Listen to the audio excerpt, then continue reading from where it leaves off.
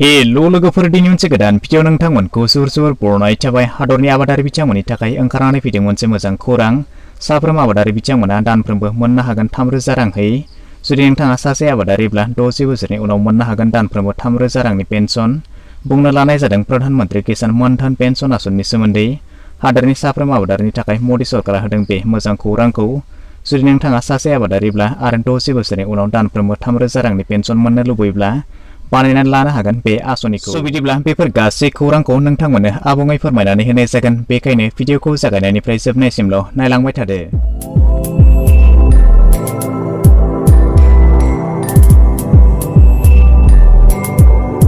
मिरु सरकारा हादरनि साफ्रोम आबादारि बिथांमोनखौ रांखान्थियारि मदद होनो थाखाय बायदि रोखोमनि आसनि लानानै फैनाय जादों। बेनि मोनसे आसनिया जाबाय प्रधानमन्त्री किसान मानधन पेन्सन आसनि आरो बेयो मोनसे पेन्सन आसनि बे आसनिनि गेजेरजों आबादारि बिथांमोना दानफायाव 3000 रांनि पेन्सन मोननो हागोन। प्रधानमन्त्री किसान मानधन आसनिनि वेबसाइटआव फोरमायनाय बायदि बे आसनिनि थाखाय सुबुङा 60 बोसोर बैसो जानायनि उनाव आबादारिनो सरकारा बे पेन्सनखौ होगोन। 10 निफ्राय 40 बोसोरनि जायखिजाया आबादारि बिथांमोना बे आसनियाव रां दोनथुमनो हायो आरो 60 बोसोर जानाय लोगो लोगोनो दानफायाव 3000 रांनि पेन्सन मोननो हागोन। 2019 मायथाइनिफ्राय मिरु सरकारा बे आसनिखौ लानानै फैनाय जादोंमोन। प्रधानमन्त्री किसान मानधन योजनाखौ किसान पेन्सन आसनि होननानैबो बुङो। बे आसनिनि गेजेरजों हादरनि फिसा गेदेर साफ्रोम आबादारि बिथांमोनखौ बोराय बैसोआव गोजोनै थांना थानो थाखाय पेन्सन होयो आरो बे पेन्सननि गेजेरजों 60 बोसोर जानाय लोगो लोगोनो दानफ्रोमबो 3000 रां पेन्सन मोननो हायो। बेनि थाखाय बे आसनियाव आर'ज बिलाइ गथायनाय आबादारिफ्रा दानफ्रोमबो जमा रां दोननो नांगोन। 18 बोसोरनि गोजौनि साफ्रोम आबादारिफ्रा दानफायाव 55 रांहै होनो नांगोन आरो 40 बोसोरनि गोजौनि आबादारिफ्रा दानफायाव 200 रांहै जमा दोननो नांगोन। पीएम किसान मानधन आसनियाव सोरबादि सुबुङा आर'जलाइ गथायनो हागोन बेनि थाखाय जायफोर आबादारिहा 2 हेक्टर एबा बेनिख्रुइ खम जुदि आबाद फोथार दङब्ला बिथांमोना बेनि थाखाय आर'जलाइ गथायनो हागोन। आसननि फोरमायनाय बायदिब्ला जुदि मानिबा जाहोनाव रां दोनगिरिया एबा आबादारि बिथाङा थैनानै थाङोब्ला बै मोनगिरिनि बिसिया बे रांखौ मोननो हागोन होननानै बुंदों आरो मोनफ्रोम दानाव बिथांनो 1500 रां होनाय जागोन होननानैबो बुंदों। आर'ज बिलाइ गथायनो थाखाय मा फोरमान बिलाइ एबा डकुमेन्ट्स नांगोन बेवहाय नोंथांमोननो फोरमायनानै होखानाय बायदिब्ला हानि फोरमान बिलाइ थामहिनबा खाजोना रिसिप्टखौ नोंथांमोना होफानांगोन। भटार आइडि बेबायदिनो passport size photograph income certificate mobile number bank account आरो आधार कार्ड बेबायदिनो बैसोनि फोरमान बिलाइ बेफोर गासैखौबो नोंथांमोना एप्लाइ खालामनाय समाव होफानांगोन होननानै फोरमायदों। दानिया माबोरै एप्लाइ खालामनो थाखाय नोंथांमोना जायखिजाया मोनसे ब्राउजारखौ ओपन खालामनानै नोंथांमोना सार्च बाराव टाइप खालामनानै होब्लानो जाबाय। मानधन लिरनानै नोंथांमोना बेबायदि सार्च खालामनानै होनांगोन।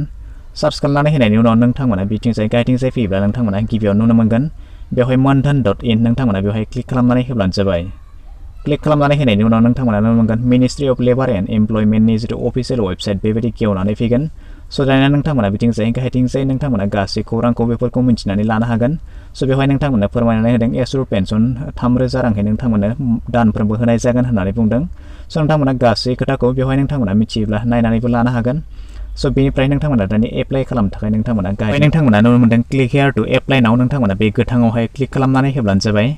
क्लिक खालामनानै होनायनि उनाव नोंथांमोना बेवहाय मोननै अप्सन नुनो मोनगोन। बेवहाय नोंथांमोना नुनो मोनदों सेल्फ एनरलमेन्ट आरो मोनसेया जाबाय CSC PLE नोंथांमोना बेवहाय दानिया गाव एप्लाइ खालामनो थाखाय नोंथांमोना बेवहाय गोजौ सेल्फ एनरलमेन्टआव नोंथांमोना बेवहाय क्लिक खालामनानै होब्लानो जाबाय।